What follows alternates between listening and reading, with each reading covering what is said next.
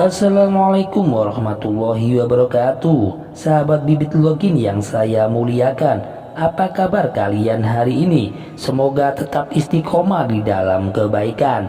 Kali ini saya akan menceritakan sebuah kisah inspirasi kehidupan yang berjudulkan Iblis Mengalahkan Sang Ahli Ibadah. Selamat menyaksikan. Di suatu daerah terdapat seorang yang dalam waktu cukup lama dikenal sebagai orang yang ahli ibadah.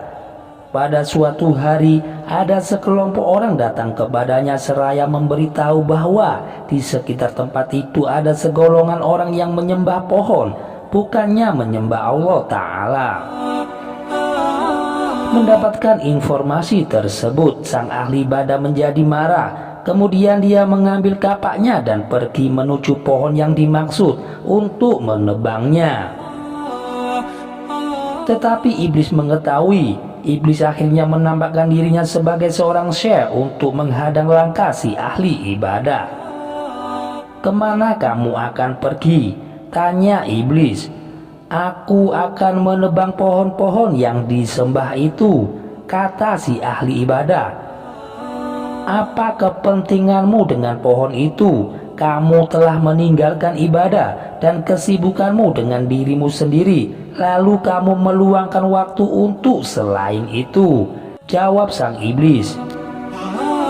"Ini adalah bagian dari ibadahku juga," jawab si ahli ibadah.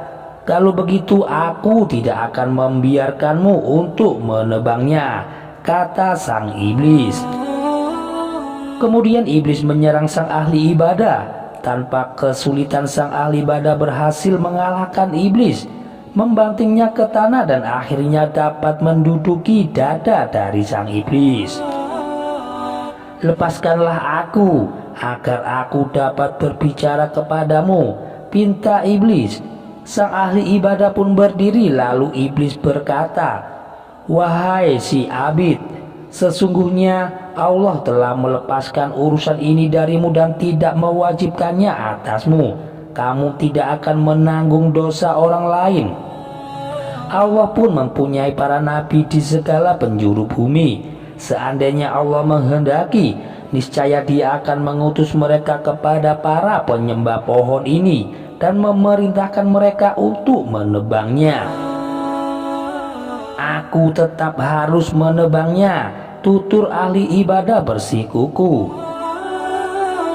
Iblis pun kembali menyerang si abid. Namun kembali dengan mudah si ahli ibadah ini dapat mengatasi perlawanan dari iblis. Dibantingnya ke tanah lalu didudukinya lagi dadanya. Akhirnya iblis tidak berdaya dan berkata kepada sang ahli ibadah, "Apakah kamu mau menerima penyelesaian antara aku dan kamu yang lebih baik dan lebih bermanfaat bagimu?" "Apakah itu?" tanya sang ahli ibadah. "Lepaskanlah aku supaya aku dapat mengatakannya." Sang ahli ibadah pun melepaskannya. Lalu iblis berkata, "Kamu adalah seorang laki-laki miskin. Kamu tidak memiliki apa-apa. Kamu hanyalah beban yang memberatkan manusia. Barangkali kamu akan berbuat baik kepada kawan-kawanmu, membantu tetangga-tetanggamu dan tidak lagi membutuhkan orang lain." "Benar," si abid mengiyakan. "Kini pulang dan tinggalkanlah urusan ini. Setiap malam aku akan meletakkan 2 dinar di bawah kepalamu.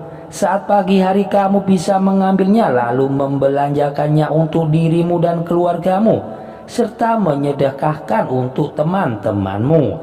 Hal itu akan lebih bermanfaat bagimu dan bagi kaum muslimin ketimbang menebang pohon yang disembah ini. Apabila kamu menebangnya, hal itu tidak akan membahayakan mereka dan tidak pula memberi faedah atas teman-teman muslim kamu," ujar iblis menjelaskan. Kemudian sang ahli ibadah merenungkan apa yang diucapkan oleh iblis tersebut.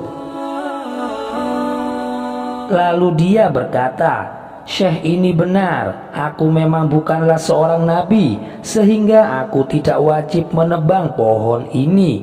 Lagi pula Allah Ta'ala pun tidak memerintahkan aku untuk menebangnya, sehingga aku tidak akan berdosa apabila membiarkannya. Dan apa yang disampaikannya memang lebih banyak manfaatnya. Setelah itu iblis bersumpah dan berjanji kepada sang ahli ibadah itu akan memenuhi komitmennya atau janjinya. Sang ahli ibadah pun pulang ke tempat ibadahnya. Pada pagi harinya dia melihat 2 dinar di bawah kepalanya. Dia pun mengambilnya. Begitu pula pada keesokan harinya. Tetapi pada pagi hari ketiga dan pagi hari setelahnya, dia tidak mendapati sepeser pun. Merasa kecewa atas kejadian itu, sang ahli ibadah menjadi marah dan mengambil kapaknya. Iblis kembali menghadangnya dalam bentuk seorang syekh. "Mau kemana kamu?" kata sang iblis itu. "Aku akan menumbangkan pohon itu," kata sang ahli ibadah. "Demi Allah, kamu tidak akan mampu melakukannya, dan kamu tidak akan mendapatkan jalan menuju pohon itu." Sang ahli ibadah menyergap iblis sebagaimana ia melakukannya pada kejadian pertama. "Tidak mungkin," kata iblis. Lalu iblis membekuk sang abid dan membantingnya. Dalam sekejap mata dia menjadi seperti burung kecil di antara 2 kaki iblis. Iblis duduk di atas dadanya dan berkata, "Berhentilah dari urusan ini, apabila tidak aku akan membunuhmu," kata sang iblis. Kini sang ahli ibadah tidak memiliki kekuatan untuk melawan iblis. "Wahai Syekh, kamu sekarang telah mengalahkanku. Lepaskanlah aku dan beritahukanlah kepadaku mengapa dulu aku bisa mengalahkanmu, tapi sekarang kamu yang bisa mengalahkanku," tanya sang ahli ibadah. "Karena pada kali pertama kamu marah, kamu melakukan itu karena demi Allah, dan niatmu adalah akhirat, sehingga Allah menundukkanku untukmu. Tetapi kali ini kamu marah demi dirimu sendiri dan demi dinar-dinar yang aku hentikan untukmu," pungkas sang iblis.